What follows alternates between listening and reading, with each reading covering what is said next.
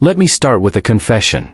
For a very long time, when people mentioned BYD, my reaction was basically the same as everyone else's in the West. Oh, that Chinese company. Cheap stuff. Buses. Probably government-propped. Whatever. And if you go back far enough, even Elon Musk laughed at them on camera. Literally laughed. He looked at a BYD car and said, "Have you seen their car?" Cue audience laughter. Cue Silicon Valley confidence. Cue the assumption that innovation is something that automatically belongs to the West. And here's the uncomfortable part. That clip aged like milk. Because by the end of 2023, BYD quietly, almost boringly, did something that should have set off alarm bells everywhere from Detroit to Berlin. They outsold Tesla in pure battery EVs in a single quarter. Not hybrids. Not accounting tricks. Battery-only EVs. Roughly 526,000 units versus Tesla's 484,000. And that moment matters far more than most people realize. Because this isn't just about who sells more cars. This is about who understands the game better. Tesla was built on a very American idea. Start at the top. Build something aspirational. Sexy. Fast. Expensive. Make people want it before they can afford it.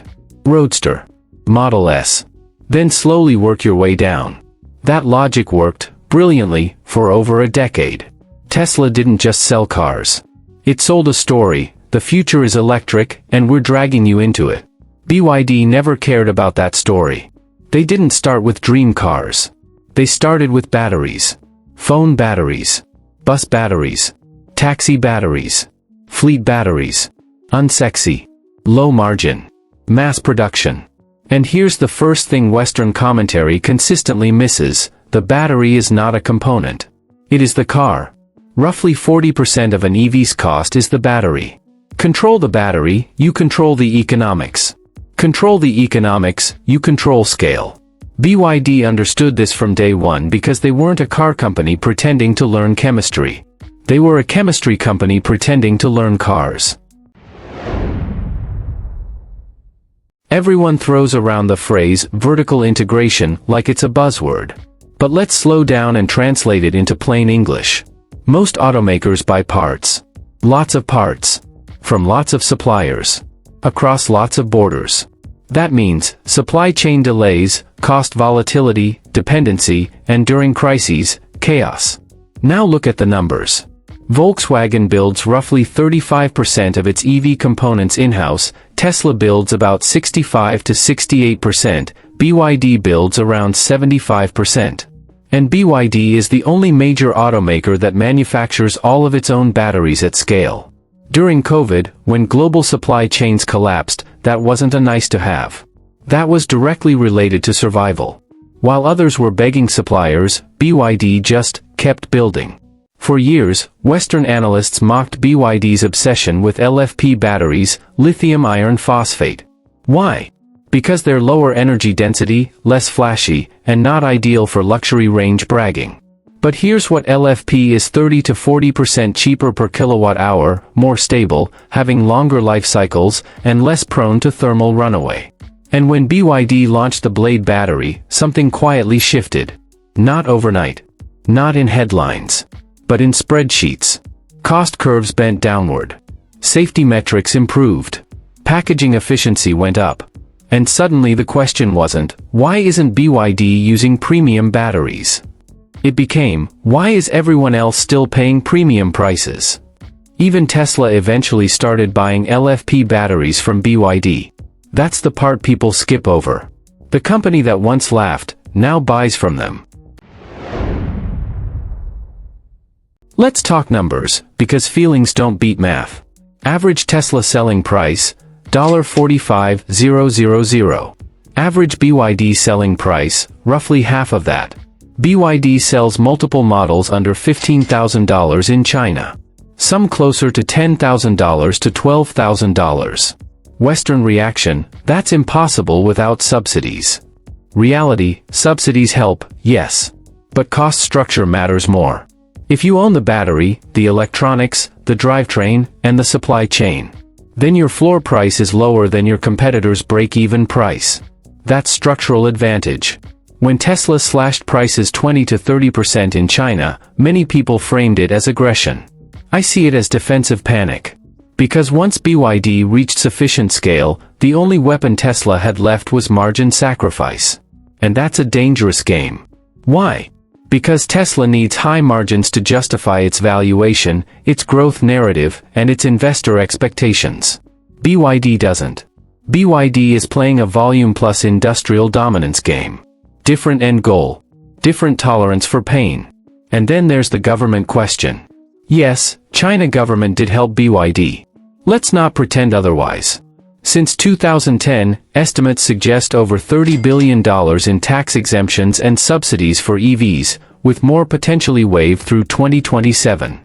But here's the uncomfortable truth for Western audiences: every major auto market was subsidized. The US subsidized Tesla.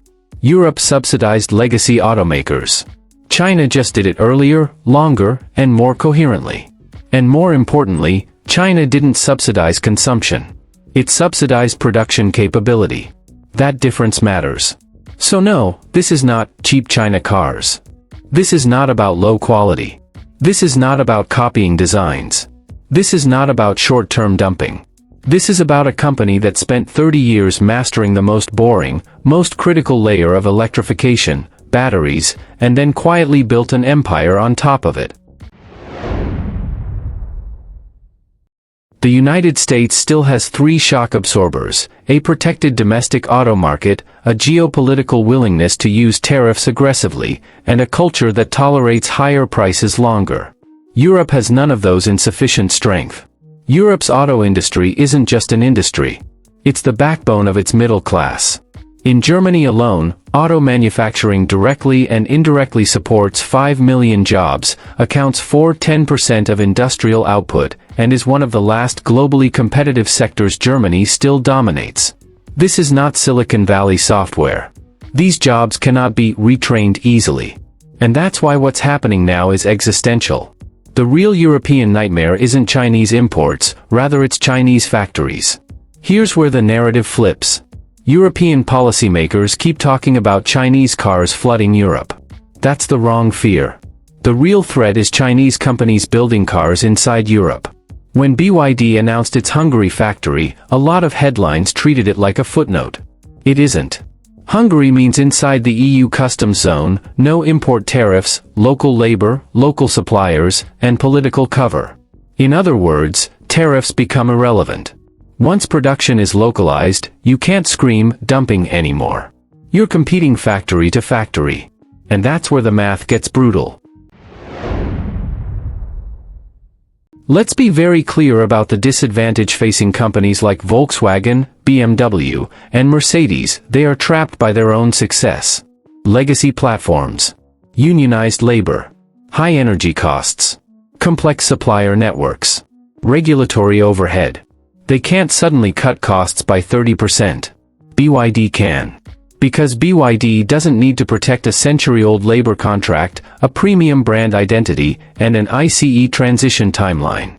They don't need to have a transition from petrol to electric. Tariffs sound tough, but they don't fix the core problem. Yes, Europe is investigating anti-subsidy measures. Yes, tariffs are coming. But tariffs don't solve cost asymmetry. They do 3 things instead: raise prices for consumers, delay adaptation, and protect inefficiency. And delay is the most dangerous outcome of all. Because every year Europe delays. Battery scale shifts further east. Supply chains harden. Learning curves widen. By the time tariffs expire or get bypassed, the gap is larger, not smaller. This is exactly what happened in solar panels, consumer electronics, and telecommunications equipment. Europe didn't lose overnight. It lost slowly, politely, and legally. Why Tesla is actually better positioned than legacy Europe? Here's another uncomfortable truth.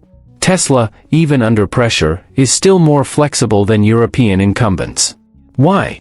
Because Tesla can cut prices quickly, can redesign platforms faster, and can retool factories without decades of legacy constraints. Tesla's problem is margin. Europe's problem is survival. That's a massive difference. Tesla can shrink and live. A hollowed-out European auto sector collapses the tax base. At this point, pretending this is BYD versus Tesla misses the entire picture. This is a state-coordinated industrial system versus a market-optimized but fragmented system. China decided EVs were strategic 15 years ago. Europe decided EVs were moral 5 years ago. Those are not the same thing. One builds factories. The other builds regulations. Here's the sentence you won't hear in Brussels: we cannot outproduce China at China's cost structure. So the real question becomes, do you adapt? Do you protect? Or do you pretend? So far, Europe is choosing pretend. Pretend tariffs will buy enough time. Pretend consumers will accept higher prices forever. Pretend industrial decline can be managed softly. History is not kind to that strategy. If current trajectories hold, Europe faces a choice within the next decade: accept partial deindustrialization, radically restructure its cost base, or enter a permanent subsidy loop. None are painless. And none look like the Europe of the 1990s. So let's finish this. BYD beating Tesla in sales wasn't the headline. BYD building factories in Europe is. This isn't about Chinese cars being cheap. It's about who still knows how to build things at scale. Tesla built the story of the future. BYD built the factory for it. And in the long run, factories beat stories.